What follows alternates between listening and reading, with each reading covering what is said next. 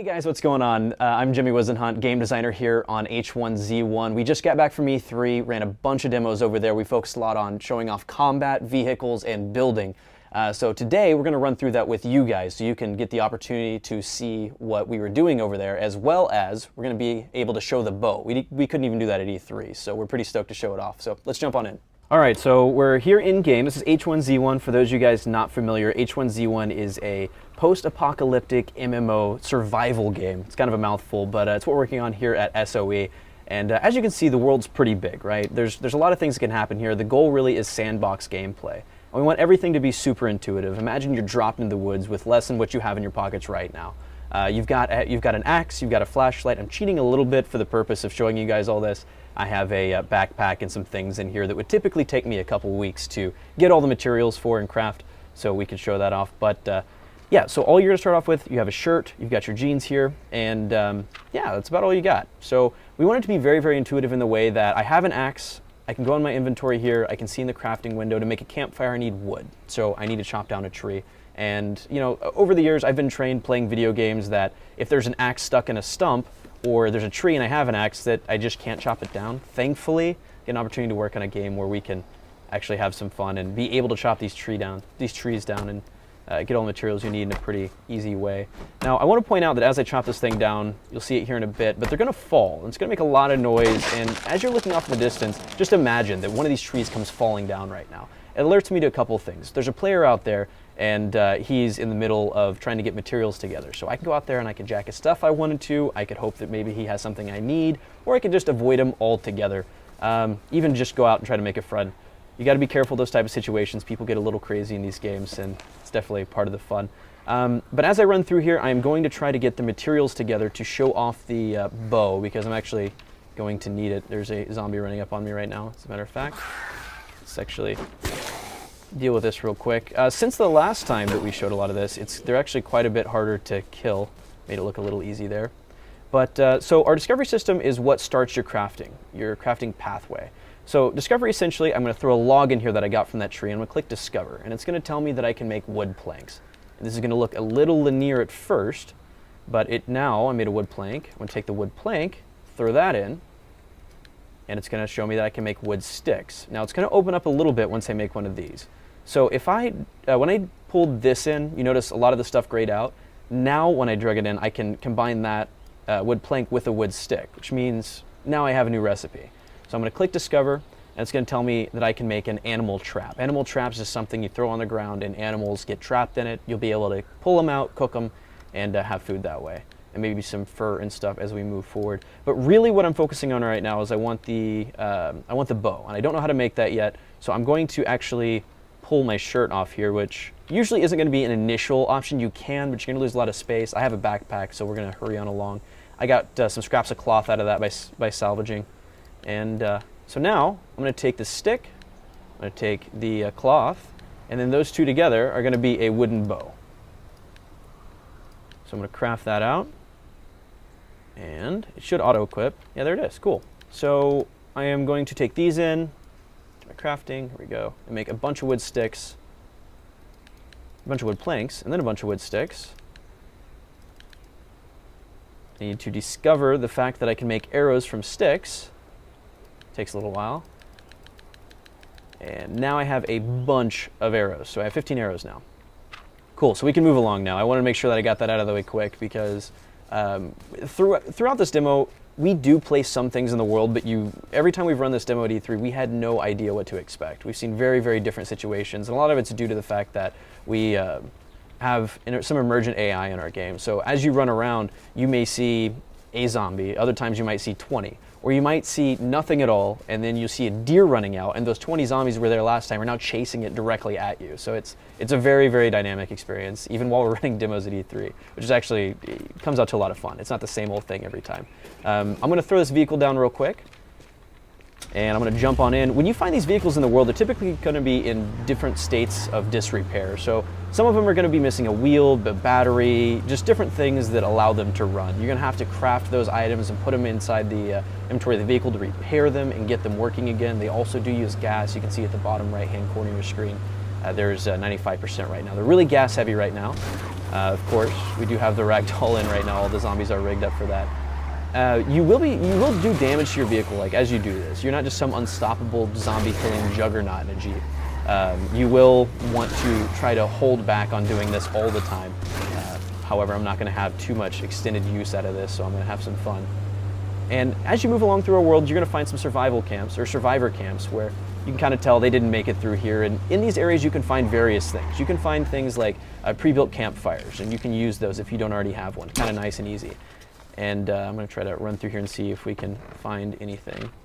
You'll find containers like this in the world, as well as things actually spawning on top of vehicles or on the ground on shelves. And the things will be kind of where you expect them. So you're going to find food in shelves. You're not going to find it kind of laying around unless you're at a campsite and maybe around the campfire. Oh my god, I'm getting destroyed behind me. Making this look a little easy. Right now, zombies, and I think we want to continue down this path. It's pretty exciting, is that they're pretty rough to kill unless you shoot them directly in the head.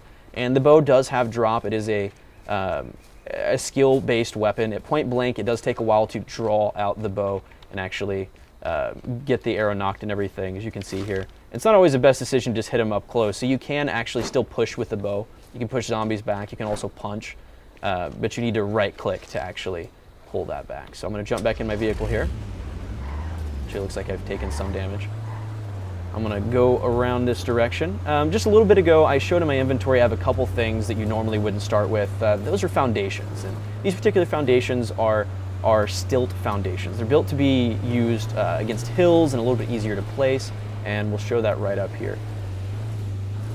We, at E3, were using our dew collectors as objects that snap onto foundations, and we actually found that we would rather have those to be something you can place into the world, and I'll show that right here. Let me jump on out real quick. I'm gonna reach in my inventory. I'm gonna grab one of these wood foundations, the stilt foundation. Now this is a high-end foundation. This is gonna take you a while to build, as you could imagine. You see all these planks on it. You're gonna have to gather all those and put those together. So I'm gonna put this down right here.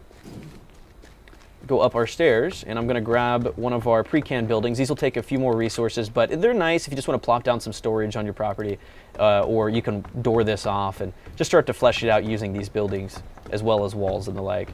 And the dew collector that we showed before is now placeable within the world. So you can actually find an area, or you can take over one of those campsites if you like, and just place that down there. So what that'll be used for is situations when it's raining outside or in the mornings. It'll collect some fresh water. I actually think I did grab an empty bottle a little while ago. So I'm gonna run on down to the lake down here, and I am going to put some water in it. And you'll see when I do this, it's gonna be dirty water. You can imagine right now going and drinking out of your local pond or lake. It's not a good idea without actually filtering that out, boiling the water, killing all the bad stuff in it. And after the apocalypse, I'm sure it's gonna be a lot worse. So I'm going to use this bottle, and it gives me dirty water out of this because I'm standing here in the water. And if I drink that, it's going to do some damage to me, and I'll actually do that right now. It's do some damage to me, but it's also going to give me some hydration. So it's a little bit of a trade-off. You can filter that out with charcoal filters and the like, boil the water. And but the dew collector solves that problem. As you start crafting that sort of thing out of a tarp and wood, you'll be able to be more self-sufficient and not worry about the dirty water. You can collect fresh water that way when it's raining. Actually, while we're on the topic, every day we do, the system will pick what type of day it's going to be. It could be a rainy day, a sunny day, it could be darker when it's cloudy outside, and you can see it can vary anything from this, which is a very light rain, which actually I think you can see here, all the way up to something like this. And you can see it actually affects the environment. It's going to affect the dynamics of the vehicles. Your character's going to get wet, he can get cold if it's too bad outside, you need to stay dry. We've actually worked out the system because we don't want anything to be decoration to not rain underneath trees. So you'll be safe under here. Throw down a campfire and you'll be solid. And dry everything out, cook your meal and all that fun stuff. So moving on forward here, I'm gonna turn the lights back on. I'm gonna see what's happened. We actually have some zombies that are typically in this area, but this is where it's so unpredictable. Sometimes the deer comes running through here, a wolf causes a ruckus and they go running off. So let's see. Looks like there are some here. See if we can hit this guy from this distance. Barely. And the rain also, it's also not just something that can affect your character and just be pretty on the ground. It actually affects the how it looks during the day as far as like the lighting and everything as well. So it is a little bit harder to hit these shots. I'm gonna run up here and see if we can find anything. We had a gun up here for the demo. I'm actually glad that we don't have it anymore. I get to use the bow some more. And I'm actually not gonna make it through. I'm a horrible shot with the bow apparently. regardless of the fact I work on it, I can't shoot worth a darn. So I'm going to run back down to my Jeep. I'm going to go around the corner up here and show you guys a little bit about our dynamic weather and our time of day stuff. If you're not familiar with that, it is a full 24-hour day cycle. We do tune how long that lasts, and I'll speed that up and show you guys what the day, oh my god, what the days and the nights look like. As it's a huge difference in gameplay depending on when you log in. We want to make sure that there are reasons to play at night as well. I'm actually just going to stop over here on this bridge and see if we can change the hour a little bit. This is a rainy day, and this is about noon on a rainy day. A really, really rainy day. Really Pacific Northwest, you can see there. And as it starts getting a little bit darker on in the day, let's say something like 10 o'clock. I'm sorry, 8 o'clock rather. 8 o'clock at night starts getting pretty dark, and the darkest you'll see in our game is when it's raining outside and 3 a.m. And it gets pretty intense. You do start off with a flashlight. It will run out of battery. It has changed our game completely. If you hadn't seen anything from us in a while, we used to have a torch. We pulled the torch from the starting equipment because, frankly, everyone was on fire within 5 seconds, and so was everything else. So flashlight, I think it looks a lot cooler. It adds a different feel to the game, and it's a better point light overall. But yeah, that is H1Z1 in a nutshell. I'm Jimmy Wizenhunt, game designer on the project. We look forward to giving you guys more updates on the game as we move forward, and we hope to get you guys in as soon as we can. Thank you.